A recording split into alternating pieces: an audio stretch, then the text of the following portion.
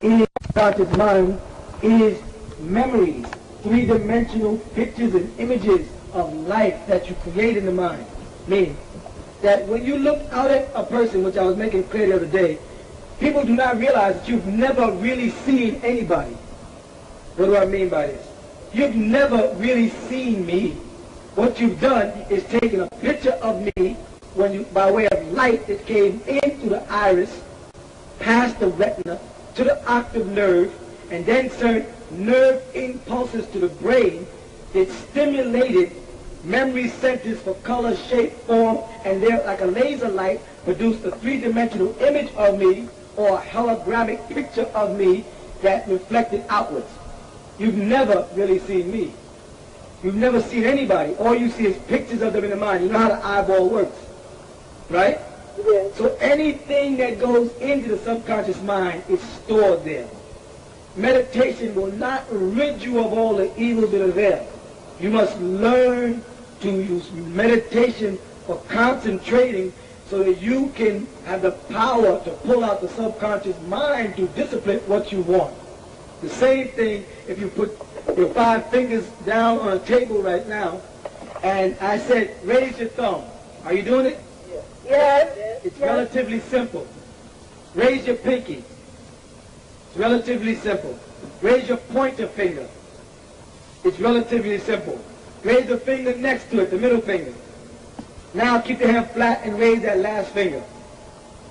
That finger is very difficult to raise because it's not used as much as the other fingers, and therefore the muscles to the tendons are not as stimulated the same way. You follow that? Yes. Well, man has learned to move in his pinky, his index pointer finger, but not his ring finger. He activates his see, hear, taste, smell, and feel senses, but his sense of emotion is like a lion in the jungle running wild, his mind. He can think bad even when he wants to think good. He can flash into negative thoughts while he's trying to concentrate on positive things because he does not develop that pinky. However, if this person was going to set out to be a piano player and they need that pinky, they would sit down and they practice and they develop that pinky until they can move it the same way they move the thumb and the other fingers. You follow that? Because they need to use it. The mind is the same way. You have to learn to develop, to use the mind to focus concentration with an even flow of positive energy. Otherwise, it will run wild and control you. Things have to be clear. Things have to be not vague. They have to be very clear in your mind. Anything that you want to happen, you must see it clear in your mind and control the wild wanderings of the mind. This is the first steps of meditation. When you say meditate, drawing a picture, you're talking about drawing a picture in your mind like that, like of a dream, man? No, I don't. What do you mean? I'm going to explain it to you in detail so we'll know from henceforward, okay? No. You know how a laser beam works? No, not really. No, well, I'll explain it. In order to produce a holographic image is a three-dimensional image that truly exists, a three-dimensional picture. We first need what's called a laser light. The laser light is pointed directly at what's called a beam splitter, which will split the beam. One flow of the light goes straight towards the object we're going to focus on, and the other beam that is split shoots off and reflects off a mirror. All right? And then from that mirror is pointed at the same line on the other side of the object it was focused on, and meets it in midair before it hits the film plate it's going to be developed on. Right? And therewith creates a three-dimensional image instead of a one-dimensional flat picture. You see that? When you look at the brain and the way the eye works and the way the senses work, to get a holographic picture of the brain, we have to use impulses from our senses, and they are beamed to the brain, and they begin to merge with our interference intellect, and they also, like a laser, produces a holographic image. What do I mean? I mean, thoughts are passed through the body like light waves through the nerves, and they are centered towards the brain. They travel through the blood, which has oxygen in it. And inside the brain, there are billions and billions and billions of cavities of thoughts that are waiting to be stimulated. Once this light hits a certain point in the brain, it stimulates memories and brings back thoughts. You follow? So when I say to utilize the mind's eye for concentration, what I mean is anything that you want to come true, anything that you want to manifest positively or negatively, comes from total and complete control of concentration. Here, we'll take two subjects, for example, two types of characters, which I affectionately refer to as the underachiever and the higher achiever. And I'm beginning to realize now, becoming a person who's very involved in studying human nature, that the world is made up of underachievers and higher achievers. The underachiever is easily identified because if you ask him to describe something, he does it one-dimensionally. A higher achiever, when asked to describe something, does it in over-exaggerated detail. He doesn't use vague expressions. If you ask him concerning an object, like a clock, you say, oh, a clock. Well, there's various different types of clocks. The type of clock I have in my mind is a wall clock. Oh, it's about 12 inches in diameter, which is a cross. And it has numbers that are standard American numbers running from 1 to 12. Counting while facing it, moves towards the right hand, around to your left and up. It has two arms on it. It's about 3 inches thick, has batteries in the back that activate certain wheels that make this, and I say, he will explain it in detail until you can actually feel the clock and see the clock with him. Whereas the underachiever will just say, a clock. What kind of clock? Oh, just a regular clock on the wall. You follow that? The difference is the overachiever has the power to envision in the mind's eye a total three-dimensional image of anything he wants to come true. And here's the gift in that. Electrical impulses or electrical charges, right, send the waves of thought to the brain. Now, you cannot name anything on the planet Earth that is not composed of atoms and molecules or cells and organisms. And both atoms and cells are controlled by electricity and are formed by electricity and energy. You understand? Therefore, if you see anything, any picture of any object, the only thing you have of it in your mind is an electrical impulse image of it that's reflected back on the brain through light. You haven't seen the object. So therefore, anything that you think and put in full dimension is as real as anything that you're looking out at. So if you see success and you can have a vivid, not a vague, but a very vivid, imaginable picture of what it should be like to be peaceful and happy, you see, and concentrate it and see it, hear it, taste it, smell it, and feel it. See the joy in people's eyes and the smile on their face and a healthy salam and people in prayer. When I would speak to y'all about what I saw years ago as Jami Ansarullah today, people called it prophecy. It wasn't prophecy. It was the power of the mind's eye, my ability to take my dreams and make them real.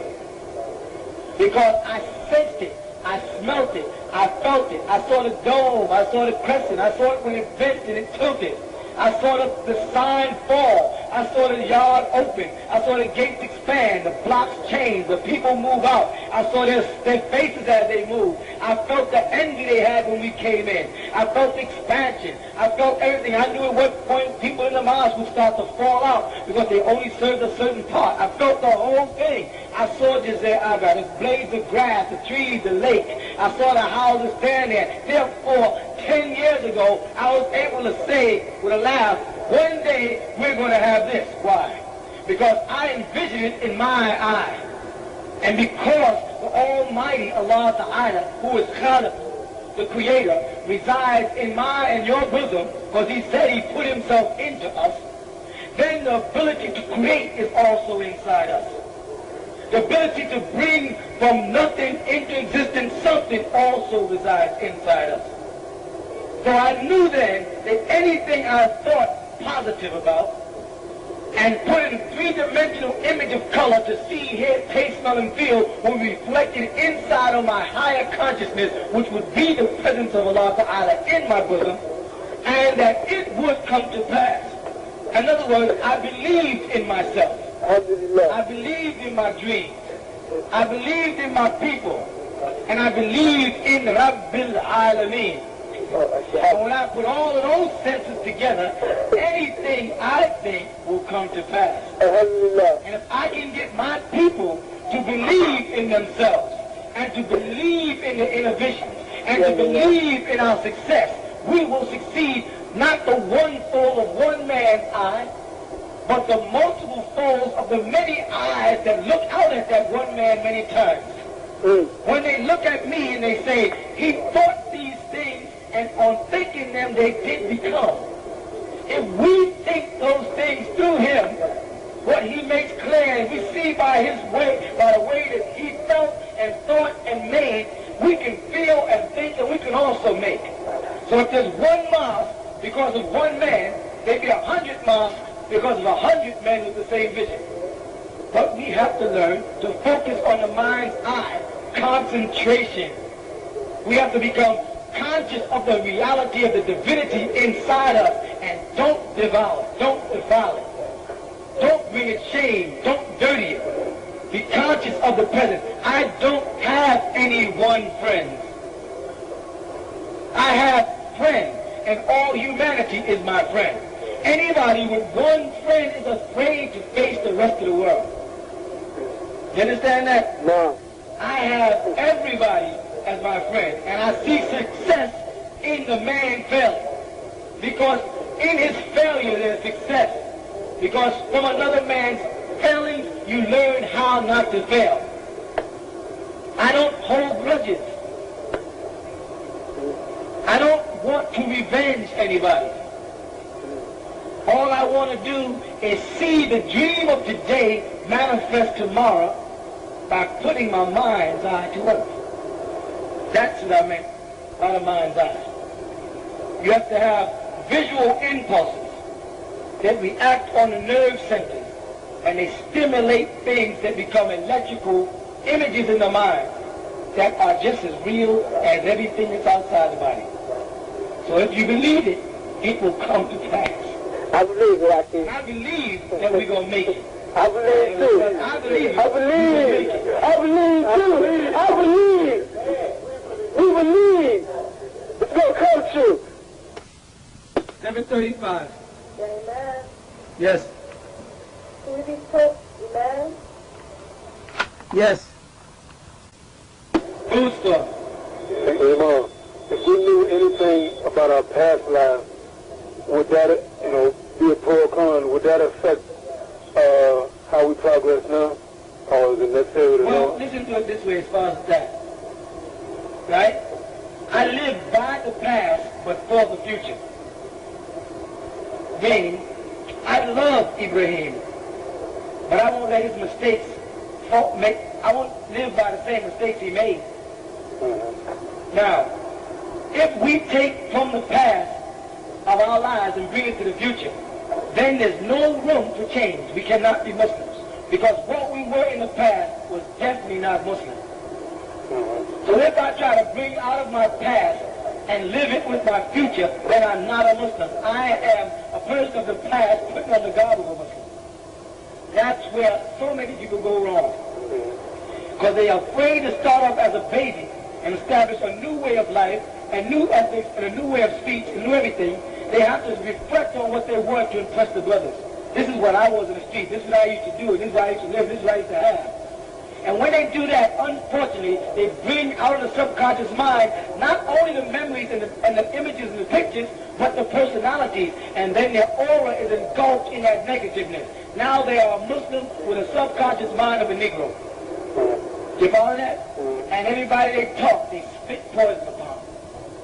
Any person they talk to about their past and what they were, where they danced, who they danced with, how many parties they went to, what kind of car they had, who they lived in, what school they went to, what university they attended. They're spitting poison on this person. They're like a scorpion. Okay? Hey, Mom, actually what I really meant was, I'm talking about this past lives before we came into this physical life. The past lives like thousands of years back. Okay, the past lives do not influence this life. The past lives are the vehicles that take you to the next life. Okay?